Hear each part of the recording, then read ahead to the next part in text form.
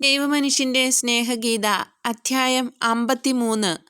ഈശോ ദേവാലയത്തിൽ നിന്ന് കച്ചവടക്കാരെ പുറത്താക്കുന്നു. ഈശോ ജെറുസലേം ദേവാലയത്തിൻ്റെ അങ്കണത്തിൽ പ്രവേശിക്കുന്നു. കൂടെ പത്രോസ്, ജോൺ, ജെയിംസ്, യാക്കോബ്, ഫിലിപ്പോസ്, ബർത്തലോമിയോ എന്നിവരും ഉണ്ട്. അങ്കണത്തിനകത്തും പുറത്തും വലിയൊരു ജനക്കൂട്ടമുണ്ട്. നഗരത്തിൻ്റെ എല്ലാ ഭാഗങ്ങളിൽ നിന്നും തീർത്ഥാടകർ കൂട്ടം കൂട്ടമായി എത്തിക്കൊണ്ടിരിക്കുന്നു. ദേവാലയം നിൽക്കുന്ന കുന്നിൻ്റെ മുകളിൽ നിന്ന് നോക്കിയാൽ നഗരത്തിൻ്റെ വീതി കുറഞ്ഞ വളഞ്ഞു തിരിഞ്ഞു പോകുന്ന വഴികൾ കാണാം. അവിടെല്ലാം ജനങ്ങൾ നിറഞ്ഞൊഴുകുകയാണ്. വെള്ള പൂശിയ വീടുകളുടെ ഇടയ്ക്കുകൂടി പല നിറത്തിലുമുള്ള ഒരു നാട സ്വയം മുമ്പോട്ട് നീങ്ങുന്ന പ്രതീതിയാണ് ഉണ്ടാവുക. വിചിത്രമായ ഒരു കളിപ്പാട്ടം പോലെയുണ്ട് നഗരം. 2 വെളുത്ത നൂലുകൾക്കിടയിൽ വർണ്ണശബളമായ ഒരു നാട. എല്ലാം ജെറുസലേം ദേവാലയം നിൽക്കുന്ന കുന്നിൻ്റെ മുകളിലേക്ക് നീങ്ങുന്നു. ദേവാലയത്തിൻ്റെ എടുപ്പുകൾ വെയിലത്ത് വെട്ടിത്തിളങ്ങുന്നു. ദൈവാലയത്തിൻ്റെ ഉൾഭാഗം ശരിക്കും ഒരു ചന്തയാണ്. ഒരു വിശുദ്ധ സ്ഥലത്തിനുണ്ടായിരിക്കേണ്ട ഏകാന്തതയും ശാന്തിയും നശിച്ചു പോയിരിക്കുന്നു. ചിലർ ആട്ടിൻകുട്ടികളെ ലേലത്തിൽ പിടിക്കുന്നു. വില കൂടുതലാണ് എന്ന് പറഞ്ഞ് ചിലർ അട്ടഹസിക്കുന്നു, പുലഭ്യം പറയുന്നു. കരഞ്ഞു നിലവിളിക്കുന്ന ഈ ആട്ടിൻകുട്ടികളെ അവയ്ക്കായി കുറ്റിയും കയറും ഉപയോഗിച്ചുണ്ടാക്കിയ വേലിക്കകത്തേക്ക് കൊണ്ടുപോകുന്നു. വാതിൽക്കൽ കച്ചവടക്കാരും ഉടമസ്ഥരും നിൽക്കുന്നു. ആട് വാങ്ങാൻ ആരെങ്കിലും വരുന്നുണ്ടോ എന്ന് നോക്കി നിൽക്കുകയാണ് അവർ. കുറുവടി കൊണ്ടുള്ള അടി, ആടിൻ്റെ കരച്ചിൽ, തെറിവിളി, അട്ടഹാസം, ജന്തുക്കളെ ഒന്നിച്ചു കൂട്ടുന്നതിലും തിരഞ്ഞെടുക്കുന്നതിലും വേണ്ടത്ര വേഗത കാട്ടാത്ത പയ്യന്മാരോടുള്ള ഭർത്സനം, വില പേശുന്നവരെ കച്ചവടക്കാർ പരിഹസിക്കുന്നത്, വില പേശിയിട്ട് ആടിനെ വാങ്ങാതെ പോകുന്നവരെ പരിഹസിക്കൽ, ഇവിടുത്തെ ശല്യം ഒഴിവാക്കാൻ വീട്ടിൽ നിന്ന് ആടുമായി വന്നിരിക്കുന്നവരെ പറയുന്ന പച്ചത്തെറി, ഇതെല്ലാം കേൾക്കാം. പണമിടപാടുകാരുടെ ബെഞ്ചിനടുത്ത് ഇതിനേക്കാൾ വലിയ ബഹളമാണ്. ദേവാലയം എന്നും, പ്രത്യേകിച്ച് പെസഹ തിരുനാളിനോട് അടുത്ത നാളുകളിൽ, ഒരു സ്റ്റോക്ക് എക്സ്ചേഞ്ചോ കരിഞ്ചന്തയോ ആയി മാറിയിരിക്കുന്നു. നിശ്ചിത വിനിമയ നിരക്കില്ല.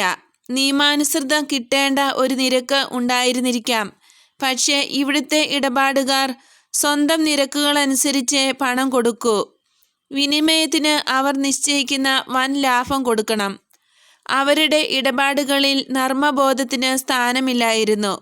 പാവപ്പെട്ടവരിൽ നിന്നും ദൂരദേശങ്ങളിൽ നിന്ന് വന്നവരിൽ നിന്നും കൊള്ളലാഭം ഉണ്ടാക്കി. ചെറുപ്പക്കാരേക്കാൾ കൂടുതലായി വൃദ്ധന്മാരെയും അതിലും കൂടുതലായി പാലസ്തീനയുടെ പുറത്തുനിന്ന് വന്നവരെയും അവർ പിഴിഞ്ഞു. 1 കൊല്ലം മുഴുവൻ ഏറെ ക്ലേശിച്ച് മിച്ചം വച്ച തുക മുഴുവൻ ചില പാവപ്പെട്ട വൃദ്ധന്മാർ പുറത്തെടുത്തു. പല പ്രാവശ്യം ഇടപാടുകാരനിൽ നിന്ന് കൂടുതൽ ലാഭത്തിന് വിനിമയമുണ്ടാകുമെന്ന് തിരക്കി അവർ ബാങ്കുകൾ കയറിയിറങ്ങി. ആദ്യം ഉപേക്ഷിച്ചു പോയവൻ്റെ അടുത്ത് വീണ്ടും വന്നു.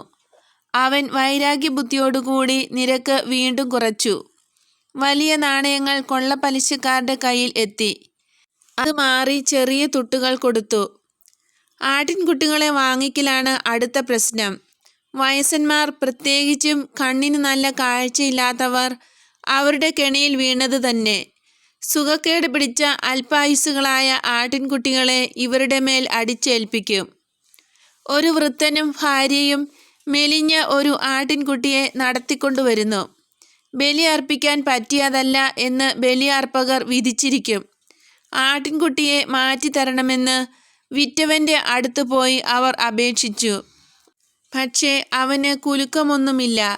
അവരെ പുലഭ്യം പറഞ്ഞ് മടക്കി അയക്കുന്നതേയുള്ളൂ. നിങ്ങൾക്ക് കാശ് കൊടുക്കാനില്ല. തന്ന കാശിന് ഇത്രയും നല്ല ഒരാട്ടിൻകുട്ടിയെ നിങ്ങൾക്കെങ്ങും കിട്ടില്ല. ഗലീലിയക്കാരാ, ഒന്ന് പോകൂ. കുറെ കൂടെ നല്ല ഒരു ബലിയാടിനെ വേണോ? 5 നാണയം കൂടി തരണം. ദൈവത്തെ ഓർത്ത് അങ്ങനെ പറയരുത്. ഞങ്ങൾ പാവങ്ങളാണ്, വയസ്സുമായി. ഒരുപക്ഷെ ഈ പെസഹ ഞങ്ങളുടെ അവസാനത്തെ പെസഹ ആയിരിക്കാം. അത് ആഘോഷിക്കാൻ നീ ഞങ്ങളെ അനുവദിക്കില്ലേ? ഒരാട്ടിൻകുഞ്ഞിൻ്റെ ന്യായമായ വില നിനക്ക് തന്നു കഴിഞ്ഞു. നീ അതുകൊണ്ട് തൃപ്തിപ്പെടില്ല അല്ലേ? വൃത്തികെട്ട പരീക്ഷ, പോകണം പുറത്ത്. മൂപ്പൻ ജോസഫ് വരുന്നുണ്ട്. അയാളുടെ സംരക്ഷണയിലാണ് ഞാൻ. മൂപ്പ വരണം വരണം. ഏത് ആടിനെ വേണം? തിരഞ്ഞെടുക്കാമല്ലോ. മൂപ്പൻ ജോസഫ് എന്ന് പറഞ്ഞ ആൾ അരിമത്യായിലെ ജോസഫാണ്. അദ്ദേഹം പള്ളിയാങ്കണത്തിൽ പ്രവേശിച്ചു. ഒരൊന്നാന്തരം ആട്ടിൻകുഞ്ഞിനെ തിരഞ്ഞെടുത്തു. അയാൾ ഗാംഭീര്യത്തോടെ ആരെയും കൂസാതെ കടന്നുപോയി. വേഷം ബഹുവിശേഷം. ഗേറ്റിനടുത്ത് നിന്ന് കരയുന്ന പാവം പരീക്ഷകളെ നോക്കുന്നേയില്ല. തടിച്ച ആട്ടിൻകുട്ടിയുമായി പുറത്തേക്ക് പോരുമ്പോൾ അവരെ തള്ളി മാറ്റി വേണം അയാൾക്ക് പോകാൻ. ആട്ടിൻകുട്ടി കരയുകയാണ്. അടുത്തു തന്നെ ഈശോ നിൽപ്പുണ്ട്. ഈശോയും ഒരാട്ടിൻകുഞ്ഞിനെ വാങ്ങി. പത്രോസ് ആടിനെ നടത്തിക്കൊണ്ടു പോകുന്നു. ഈശോയ്ക്ക് വേണ്ടി വിലപേശി പത്രോസ് ആയിരിക്കണം കച്ചവടം ഉറപ്പിച്ചത്. ഒരുമാതിരി ഭേദപ്പെട്ട ആടാണ് പത്രോസിന്റെ കയ്യിലിരിക്കുന്നത്. ബലി അർപ്പിക്കാനുള്ള സ്ഥലത്തേക്ക് പോകാൻ പത്രോസ് തിടുക്കം കൂട്ടുകയാണ്. എന്നാൽ ഈശോ ഗലീലയായിൽ നിന്ന് വന്ന ആ പാവപ്പെട്ട വൃദ്ധ ദമ്പതികളുടെ നേരെ തിരിഞ്ഞു. അവർ കരഞ്ഞുകൊണ്ട് പോവുകയാണ്. ഇനി എന്ത് ചെയ്യണമെന്ന് നിശ്ചയമില്ല. കച്ചവടക്കാരൻ്റെ ശകാരവും കേട്ട് ജനക്കൂട്ടത്തിൽ ഉന്തും തള്ളും കൊണ്ട് അവർ നടക്കുകയാണ്. ഈശോയ്ക്ക് നല്ല പൊക്കമുണ്ട്. ഈ വൃദ്ധ ദമ്പതികൾക്ക് ഈശോയുടെ നെഞ്ചോളമേ പൊക്കമുള്ളൂ. ആ വൃദ്ധയുടെ തോളിൽ കൈവച്ചുകൊണ്ട് ഈശോ ചോദിച്ചു, നിങ്ങൾ എന്തിനാണ് കരയുന്നത്? ആ വൃദ്ധ തിരിഞ്ഞു നോക്കുമ്പോൾ കാണുന്നത് സുഭഗനായ ഒരു യുവാവിനെയാണ്. ആഠ്യത്വം തുളുമ്പുന്ന മുഖം, മനോഹരമായ ഒരു വെളുത്ത കുപ്പായം ധരിച്ചിരിക്കുന്നു. മഞ്ഞുപോലെ വെണ്മയുള്ള മേലങ്കിയുമുണ്ട്. അവൾക്ക് തോന്നി ഇതൊരു മതപണ്ഡിതനായിരിക്കുമെന്ന്. വേഷവും മുഖഭാവവും പുരോഹിതൻ്റേതാണ്. സാധാരണ മതപണ്ഡിതന്മാരും പുരോഹിതന്മാരും ദരിദ്രരായ ഭക്തന്മാരെ ശ്രദ്ധിക്കാറില്ല. ഈശോയുടെ ചോദ്യം കേട്ട് ആ സ്ത്രീ അമ്പരന്നു പോയി. കച്ചവടക്കാരുടെ കൊള്ളയിൽ നിന്ന് പാവങ്ങളെ രക്ഷിക്കാൻ ഒരു പുരോഹിതനും മെനക്കെടാറില്ല. തങ്ങളുടെ സങ്കടം ആ സ്ത്രീ ഈശോയെ പറഞ്ഞു കേൾപ്പിച്ചു. ഈശോ ആട് കച്ചവടക്കാരനോട് പറഞ്ഞു, ഈ വിശ്വാസികൾക്ക് ആടിനെ മാറ്റിക്കൊടുക്കൂ. നിങ്ങൾ വിറ്റ ആട് ബലി അർപ്പിക്കാൻ പറ്റിയതല്ല. പാവങ്ങളായതുകൊണ്ടും ചോദിക്കാൻ ആരുമില്ലെന്ന് കരുതിയും നിങ്ങൾ ഈ സാധുക്കളെ ചൂഷണം ചെയ്യരുത്. ഇതൊക്കെ പറയാൻ നിങ്ങൾ ആരാണ്?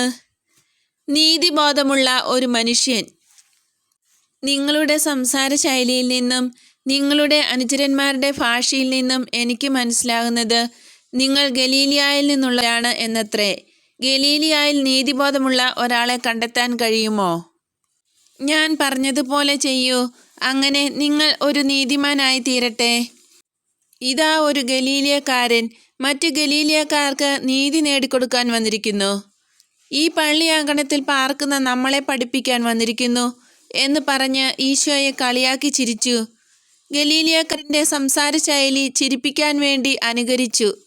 യൂദയായിലെ ആളുകളുടെ സംസാരത്തേക്കാൾ കുറെ കൂടെ മയമുള്ളതും സംഗീതം ധ്വനിക്കുന്നതും ഗലീലയക്കാരുടെ ഭാഷയ്ക്കാണ് എന്ന് എനിക്ക് തോന്നുന്നു. ഏറെ ജനം അവരുടെ അടുത്തു കൂടി. കച്ചവടക്കാരും പണമിടപാടുകാരും ഈശോയ്ക്കെതിരായി ആട് കച്ചവടക്കാരൻ്റെ പക്ഷം ചേർന്നു. അവിടെ കൂടിയ ആളുകളുടെ ഇടയിൽ 2-3 റബ്ബിമാരുണ്ട്. പരിഹാസദ്യോതകമായ സ്വരത്തിൽ അവരിൽ ഒരാൾ ചോദിച്ചു, നിങ്ങൾ ഒരു മതപണ്ഡിതനാണോ? ജോബിൻ്റെ ക്ഷമ പോലും പരീക്ഷിക്കുന്ന രീതിയിലാണ് ചോദ്യം. അതെ, ഞാൻ ഒരു മതപണ്ഡിതനാണ്. നിങ്ങൾ എന്താണ് പഠിപ്പിക്കുന്നത്? ഞാൻ പഠിപ്പിക്കുന്നത് ഇതാണ്: ദൈവത്തിൻ്റെ ആലയം ഒരു പ്രാർത്ഥനാലയമായിരിക്കണം. കൊള്ളപ്പലിശ വാങ്ങാനും കച്ചവടം നടത്താനുമുള്ള ഒരു സ്ഥലമല്ല ദേവാലയം. ഇതാണ് ഞാൻ പഠിപ്പിക്കുന്നത്. ഈശോയെ നേരിടാൻ ആർക്കും ധൈര്യമില്ല. ഏദൻ തോട്ടത്തിൻ്റെ വാതിലിൽ കാവൽ നിർത്തിയിട്ടുള്ള മുഖ്യദൂതനെ പോലെ തോന്നും. ഈശോയുടെ കയ്യിൽ വെട്ടിത്തിളങ്ങുന്ന വാളില്ല. പക്ഷേ ആ കണ്ണുകളിൽ നിന്നുള്ള പ്രകാശം ഇടിമിന്നൽ മാതിരി പരിഹസിക്കാനെത്തിയ പാപികളുടെ മേൽ വീഴുന്നു. ഈശോയുടെ കയ്യിൽ ഒന്നുമില്ല. അദ്ദേഹം കോപം കൊണ്ട് ജ്വലിക്കുകയാണ്. ഒരു കോപാഗ്നി പോലെ അദ്ദേഹം പണമിടപാടുകാരുടെ ബെഞ്ചുകൾക്കിടയിൽ കൂടി നടന്ന് വളരെ കൃത്യമായി എണ്ണിവച്ചിരുന്ന നാണയ കൂമ്പാരങ്ങൾ തട്ടിത്തെറിപ്പിക്കുന്നു. അവരുടെ ബെഞ്ചും മേശയും മറിച്ചിടുന്നു. നാണയങ്ങളും തടി കൊണ്ടുള്ള ഉരുപ്പിടികളും താഴെ വീഴുന്ന ശബ്ദം, കോപാട്ടഹാസം, ഭയം കൊണ്ടുള്ള നിലവിളി, ബലേഫേഷ് എന്ന അഭിനന്ദനം. ആടുകളെ നോക്കുന്ന ബാലന്മാരുടെ കയ്യിൽ നിന്നും കുറച്ച് കയറ് ഈശോ ബലമായി വാങ്ങുന്നു. അതുകൊണ്ട് ഒരു ചാട്ടവാർ ഉണ്ടാക്കുന്നു. അത് ചുഴറ്റിക്കൊണ്ട് മുന്നോട്ടാഞ്ഞ് ഇരുവശവും നിൽക്കുന്നവരെ നിർദ്ദയം അടിക്കുന്നു. അതെ, യാതൊരു ദയയുമില്ലാതെ ചാട്ടവാർ പ്രയോഗിക്കുന്നു. അപ്രതീക്ഷിതമായാണ് ഈ കൊടുങ്കാറ്റ് വീശിയത്. പലർക്കും തലയ്ക്കും പുറത്തും അടികൊണ്ടു. വിശ്വാസികൾ ഒരു വശത്തേക്ക് മാറി നിന്ന് സംഭവിക്കേണ്ടതാണ് സംഭവിക്കുന്നത് എന്ന് പറഞ്ഞ് ഈശോയെ അഭിനന്ദിച്ചു. മനസാക്ഷിക്കുത്തുള്ളവർ പേടിച്ചോടി. ദേവാലയത്തിൻ്റെ പുറംമതിൽ വരെ ഈശോ അവരെ പിന്തുടർന്നു. അങ്കണത്തിൽ നാണയങ്ങളുടെയും ഓടുന്നവരുടെ കാലുകളുടെയും ജന്തുക്കളും കൊമ്പുകളുടെയും പക്ഷികളുടെയും ചിറകുകളുടെയും ഒരു പെരളിയാണ്. ജന്തുക്കളും കിളികളും ഓടിയും പറന്നും രക്ഷപ്പെടുകയാണ്. കാളകളുടെ അമറൽ, ആടുകളുടെ കരച്ചിൽ, ചെങ്ങാലിപ്രാവുകളുടെ കുറുകുറുപ്പ്, വിശ്വാസികളുടെ സന്തോഷാരവം, പൊട്ടിച്ചിരി, ജീവനം കൊണ്ട് ഓടി രക്ഷപ്പെടുന്ന കൊള്ളപ്പലിശക്കാർ. അവരെ കണ്ടാൽ ആരും പൊട്ടിച്ചിരിച്ചു പോകും. ആട്ടിൻകുട്ടികളുടെ ദീനരോദനവും ബലിയർപ്പിക്കപ്പെടുന്ന മൃഗങ്ങളുടെ കരച്ചിലും കേൾക്കാൻ പറ്റാത്തത്ര ഉച്ചത്തിലാണ് ഭക്തരുടെ ആരവം. പുരോഹിതന്മാരും റബ്ബികളും പ്രീശന്മാരും അവിടെ ഓടിയെത്തുന്നു. അപ്പോൾ ഈശോ അങ്കണത്തിൻ്റെ നടുക്ക് തന്നെ ഉണ്ട്. കച്ചവടക്കാരെ ആട്ടിപ്പായിച്ചിട്ട് മടങ്ങി വരുന്ന വഴിയാണ്. ചാട്ടവാർ ഇപ്പോഴും കയ്യിലുണ്ട്. നീ ആരാണ്? നീ ഈ ചെയ്തത് ചെയ്യാൻ എങ്ങനെ ധൈര്യപ്പെട്ടു? നീ എന്തുകൊണ്ടാണ് നിശ്ചയിച്ചിട്ടുള്ള ചട്ടങ്ങളെ തകിടം മറിച്ചത്? ഏത് വേദവിദ്യാലയത്തിൽ നിന്നാണ് നീ വരുന്നത്? നിന്നെ ഞങ്ങൾക്ക് പരിചയമില്ല. നീ എവിടെ നിന്നാണ് വരുന്നതെന്നും ഞങ്ങൾക്കറിഞ്ഞുകൂടാ. ബലവാനായവൻ ഞാനാകുന്നു. എനിക്ക് എന്തും ചെയ്യാൻ കഴിയും. നിങ്ങൾ ഈ കാണുന്ന ദേവാലയം നശിപ്പിച്ചാൽ ഞാൻ അത് വീണ്ടും പണിതുയർത്തി ദൈവത്തെ മഹത്വപ്പെടുത്തും. ദേവാലയത്തിൻ്റെ വിശുദ്ധിയെയോ അതിലെ ആരാധനാ സംവിധാനത്തെയോ ഞാൻ തകിടം മറിക്കുന്നില്ല. എന്നാൽ നിങ്ങൾ ദേവാലയത്തിൽ കൊള്ളപ്പലിശക്കാരെയും കച്ചവടക്കാരെയും കുടിയിരുത്തി ദേവാലയത്തിൻ്റെ പവിത്രതയ്ക്ക് ഭംഗം വരുത്തുന്നു. എൻ്റെ പ്രവൃത്തി ദൈവത്തിൻ്റെ പ്രവൃത്തിയാണ്. നിത്യനായ ദൈവം മോശയോട് സംസാരിച്ച കാലത്ത് ഇസ്രായേൽ ജനം അത്രയും ഈ രീതിയിൽ പ്രവർത്തിച്ചേനെ. നിങ്ങൾക്ക് എന്നെ അറിഞ്ഞുകൂടെ? നിങ്ങൾ എന്നെ അറിയും. ഞാൻ എവിടെ നിന്നാണ് വരുന്നതെന്നും നിങ്ങൾക്കറിഞ്ഞുകൂടെ? നിങ്ങൾ അതും അറിയും. പുരോഹിതന്മാരെ ശ്രദ്ധിക്കാതെ ജനങ്ങളുടെ നേരെ തിരിഞ്ഞ് പ്രസംഗത്തിലെ അതിപ്രധാനമായ ഭാഗത്തെത്തുമ്പോൾ പ്രാസംഗികർ ചെയ്യുന്നത് പോലെ കൈ വിരിച്ചു പിടിച്ചുകൊണ്ട് വെളുത്ത കുപ്പായത്തിൽ നിവർന്നു നിന്ന് മേലങ്കിയുടെ തുറസായ പാർശ്വങ്ങളും പുറത്തടുപ്പിച്ചുകൊണ്ട് ഈശോ പറഞ്ഞു, ഇസ്രായേലെ, ശ്രദ്ധിച്ചു കേൾക്കൂ. ആവർത്തന പുസ്തകത്തിൽ പറഞ്ഞിരിക്കുന്നു, എല്ലാ ഗോപുരവാതിൽക്കലും നിങ്ങൾ ന്യായാധിപന്മാരെയും നിയമജ്ഞരെയും നിയമിക്കണം. അവർ നിഷ്പക്ഷമായി ജനങ്ങളുടെ പരാതികളിന്മേൽ തീർപ്പ് കൽപ്പിക്കണം. നിങ്ങൾ നിഷ്പക്ഷത പാലിക്കണം. നിങ്ങൾ യാതൊരു കൈക്കൂലിയും വാങ്ങരുത്. വിവേകമുള്ളവരുടെ കണ്ണുകൾ പോലും തിമിരം ഉണ്ടാക്കുന്നതാണ് കോഴ. അത് നീതിമാന് നീതി ലഭിക്കുന്നത് അസാധ്യമാക്കി തീർക്കും. കർക്കശമായ നീതി ആയിരിക്കണം നിങ്ങളുടെ ലക്ഷ്യം. എങ്കിൽ മാത്രമേ ദൈവമായ കർത്താവ് നിങ്ങൾക്ക് തരുന്ന ഈ ഭൂമി സമാധാനത്തോടുകൂടി കൈവശം വച്ച് അനുഭവിക്കുവാൻ നിങ്ങൾക്കിടയാകുകയുള്ളൂ. ഇസ്രായേൽ മക്കളെ, ശ്രദ്ധിച്ചു കേൾക്കൂ. ആവർത്തന പുസ്തകത്തിൽ ഇപ്രകാരം പറയുന്നു, പുരോഹിതന്മാർക്കും നിയമജ്ഞന്മാർക്കും ലേവിയുടെ ഗോത്രത്തിലെ യാതൊരാൾക്കും ഇസ്രായേലിൻ്റെ പൈതൃകത്തിൽ പങ്കുണ്ടായിരിക്കുന്നതല്ല. എന്തെന്നാൽ അവരെല്ലാവരും ജീവിക്കേണ്ടത് കർത്താവിന് കാഴ്ചയായി അർപ്പിക്കുന്ന ആഹാരപദാർത്ഥങ്ങൾ കൊണ്ടും കർത്താവിന് കൊടുക്കുന്ന നേർച്ചപ്പണം കൊണ്ടും ആകുന്നു. അവരുടെ സഹോദരന്മാരുടെ പൈതൃകത്തിൽ അവർക്ക് യാതൊരു പങ്കും ഉണ്ടായിരിക്കുന്നതല്ല. എന്തെന്നാൽ യഹോവ തന്നെയാണ് അവരുടെ പൈതൃകം. ഇസ്രായേൽ മക്കളെ, ശ്രദ്ധിച്ചു കേൾക്കൂ. ആവർത്തന പുസ്തകത്തിൽ ഇപ്രകാരം പറഞ്ഞിരിക്കുന്നു: നീ നിന്റെ സഹോദരന് പണമാകട്ടെ ഭക്ഷണപദാർത്ഥങ്ങളാകട്ടെ പലിശയ്ക്ക് കൊടുക്കരുത്. അന്യദേശക്കാരന് കടം കൊടുത്താൽ അതിന് പലിശ വാങ്ങിക്കാം. നിന്നോട് എന്ത് ആവശ്യപ്പെട്ടാലും അത് പലിശ കൂടാതെ കൊടുക്കണം. ഇത് പറഞ്ഞിരിക്കുന്നത് കർത്താവായ ദൈവമാണ്. എന്നാൽ ഇപ്പോൾ ആകട്ടെ, ഇസ്രായേൽ ജനങ്ങളുടെ ഇടയിൽ വിധി തീർപ്പ് കൽപ്പിക്കുന്നത് പാവപ്പെട്ടവരോട് നീതി പുലർത്താതെയാണ്. നീതിയല്ല വിധി തീർപ്പിൽ കാണുന്നത്. ധനവാന്മാർക്ക് അനുകൂലമായി അന്യായവിധി നൽകുന്നു. പാവപ്പെട്ടവരെയും സാധാരണക്കാരെയും അടിച്ചമർത്തുന്ന ഒരു നീതി സംവിധാനമാണ് ഇവിടെയുള്ളത്. അധികാരമുള്ളവരെ മാത്രം ബഹുമാനിക്കുകയും അവരുടെ ആവശ്യങ്ങൾ നിറവേറ്റിക്കൊടുക്കുകയും ചെയ്യുന്നു. പാവങ്ങളുടെ പരാതി കേൾക്കാൻ ആരുമില്ല. പിന്നെങ്ങനെയാണ് ആളുകൾ പറയുക, ഞങ്ങളുടെ ന്യായാധിപന്മാർ നീതി പുലർത്തുന്നവരാണ് എന്ന്? ജനങ്ങൾ കർത്താവിനെ എങ്ങനെ ബഹുമാനിക്കും? അവർ കാണുന്നത് എല്ലാത്തിനും ഉപരിയായി കർത്താവിനെ ബഹുമാനിക്കേണ്ടവർ കർത്താവിനെ നിന്ദിക്കുന്നതാണ്. കർത്താവിൻ്റെ കൽപ്പനകൾ ലംഘിക്കുന്നവർ കർത്താവിനെ ബഹുമാനിക്കുന്നുവോ?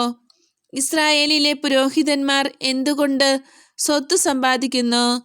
നികുതി പിരിക്കുന്നവരിൽ നിന്നും പാപികളിൽ നിന്നും കോഴ വാങ്ങുന്നു. ഇവർ കാഴ്ചകൾ കൊണ്ടുവരുന്നത് പുരോഹിതന്മാരിൽ നിന്നും ആനുകൂല്യം ലഭിക്കാനാണ്. സ്വന്തം കീശ നിറയ്ക്കാൻ കാണിക്കപ്പെട്ടിയിൽ കൈയിട്ട് വാരുന്നവർ ദൈവത്തെ ബഹുമാനിക്കുന്നവരാണോ?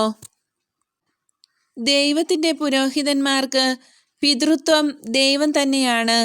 ഇസ്രായേലിൻ്റെ പിതാവായ ദൈവം ഒരു പിതാവിനേക്കാൾ ശുഷ്കാന്തിയോടെ അവരെ പരിപാലിക്കുന്നു. അവർക്ക് ഭക്ഷണം നൽകുന്നു. ഇത് ന്യായവുമാണ്. എന്നാൽ ഇതിൽ കൂടുതൽ പുരോഹിതന്മാർ അർഹിക്കുന്നില്ല. ദേവാലയത്തിൽ പണിയെടുക്കുന്ന ദാസന്മാർക്ക് പണവും വസ്തുവകകളും കർത്താവ് വാഗ്ദാനം ചെയ്തിട്ടില്ല. തങ്ങളുടെ ധർമ്മം നിർവഹിച്ചാൽ പരലോകത്ത് അവർ സ്വർഗീയ സുഖം ആസ്വദിക്കും. മോശയ്ക്കും എലീജയ്ക്കും യാക്കോബിനും അബ്രഹാമിനും ലഭിക്കുന്ന സൗഭാഗ്യം അവർക്ക് ലഭിക്കും. പക്ഷേ ഈ ലോകത്ത് ഒരു വെളുത്ത ഉടുപ്പും തനി സ്വർണം കൊണ്ടുള്ള ഒരു കിരീടവും അവർ ധരിക്കണം. പരിശുദ്ധിയും പരസ്നേഹവും. അവർ ശരീരത്തെ ആത്മാവിന് വിധേയമാക്കണം. ശരീരം ആത്മാവിനെ ഭരിക്കാൻ അനുവദിക്കരുത്. ആത്മാവ് ദൈവത്തിന് വിധേയമായിരിക്കണം. ശരീരം ആത്മാവിനും ദൈവത്തിനും എതിരായി പടക്കിറങ്ങരുത്. ആര് അധികാരപ്പെടുത്തിയിട്ടാണ് ഞാൻ ഇതൊക്കെ ചെയ്യുന്നത് എന്ന് നിങ്ങൾ ചോദിക്കുന്നു. ദൈവത്തിൻ്റെ കൽപ്പന ലംഘിക്കുകയും ആ കൽപ്പന അനുസരിക്കുന്ന സ്വന്തം സഹോദരങ്ങൾക്ക് ദേവാലയാങ്കണത്തിൽ കൊള്ളപ്പലിശയ്ക്ക് കടം കൊടുക്കാൻ അനുവദിക്കുകയും ചെയ്യുന്നത് ആര് അധികാരപ്പെടുത്തിയിട്ടാണ്? ഞാൻ ഏത് സംഘത്തിൽപ്പെട്ടവനാണ് എന്ന് നിങ്ങൾ ചോദിക്കുന്നു. ദൈവത്തിൻ്റെ സംഘത്തിൽപ്പെട്ടവനാണ് ഞാൻ. അതെ, അചഞ്ചലവും അനശ്വരവുമായ ആ സംഘത്തിൽ നിന്നാണ് ഞാൻ വരുന്നത്. അവിടേക്ക് ഞാൻ നിങ്ങളെ കൂട്ടിക്കൊണ്ടു പോകും. പ്രകാശത്തെ അറിയാൻ ആഗ്രഹിക്കുന്നവർ, സത്യവും വഴിയും അറിയാൻ ആഗ്രഹിക്കുന്നവർ, ദൈവം തൻ്റെ ജനത്തോട് സംസാരിക്കുന്നത് ഒരിക്കൽ കൂടി കേൾക്കാൻ ആഗ്രഹിക്കുന്നവർ എൻ്റെ അടുത്ത് വരുവിൻ.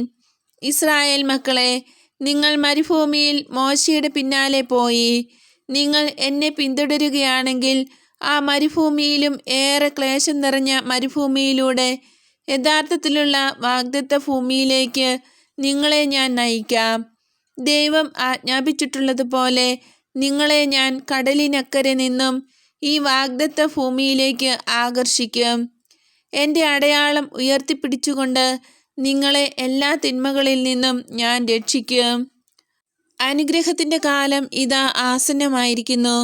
ഈ ദിനം കാണുവാൻ കാത്തിരുന്ന പ്രവാചകന്മാർ ഇത് കാണാതെ മരിച്ചു.